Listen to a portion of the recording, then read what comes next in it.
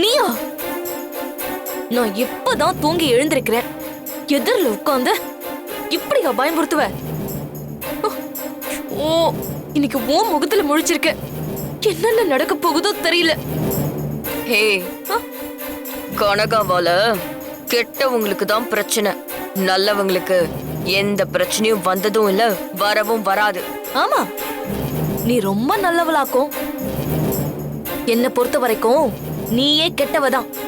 என்னால இந்த வீட்டுக்கு வந்துட்டு என்னையும் ஆட்டி படைக்கிற நம்பிக்கை துரோகிடி நீ. ஏய் சொல்லு, காலங்காத்தால எதுக்காக வந்து என் கழுத்து அறுக்குற? கழுத்து அறுக்கிறனா? இரு, நிஜமாவே உன் கழுத்தை அறுக்கிற.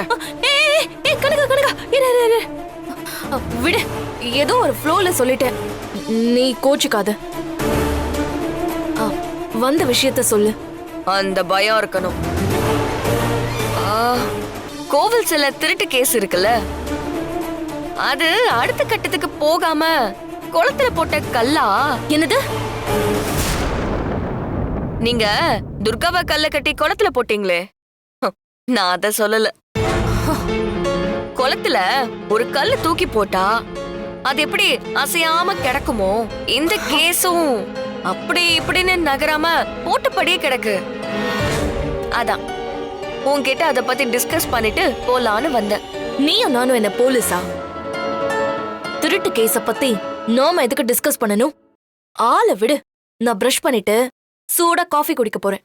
வீணா, நம்ம கோவில் சில திருடு போயிருக்கு, அத பத்தி நாம பேசாம யார் பேசுறது? சரி, நீ எதுவும் பேச வேண்டாம், நான் சொல்றத மட்டும் கேளு. ஹே, ரொம்ப இன்ட்ரெஸ்டிங்கா இருக்கும். கேட்கறதுக்கு எனக்கு இன்ட்ரெஸ்ட் வேணும்ல. கேட்க மாட்டேன்னு சொன்னா விட்டுருவியா என்ன?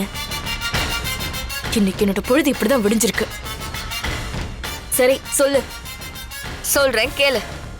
கோவில் கேஸ்ல அர்ச்சகர் வீட்டுக்கு ஒரு ரவுடி பையன் போனால, அவன் யாருன்னு நாம தான் நந்தினி மேடம்க்கு காட்டியே கொடுக்கணும். ஏய் இரு, ரவுடி அர்ச்சகர் வீட்டுக்கு போன கதைய நம்ம சீரியல்ல தானே பார்த்தோம். நிஜத்திலேயே அர்ச்சகர் வீட்டுக்கு அப்படி ஒரு ரவுடி போனானா? வீணா, இங்க என்ன பெரியயாவா இருக்காரு? நாம மட்டும் தானே இருக்கோம். ஒன்னும் தெரியாத மாதிரி நடிக்கிறியே. ஒரிஜினலா என்ன நடந்துச்சோ அந்த கதையை தானே சீரியல் கதையா வந்துட்டு இருக்கு. இந்த விஷயம் உனக்கு தெரியாதுன்னு சொல்லு பாப்போம். அதோட நந்தினி மேடம் சீரியல்ல வந்த சீனை பார்த்துட்டு தான் நெஜ அர்ச்சகர் வீட்டுக்கு விசாரணைக்கு போனாங்க. ஓ, ஒன்னும் தெரியாத பாப்பா மாதிரி என்கிட்டே சீனை போடாத, சரியா?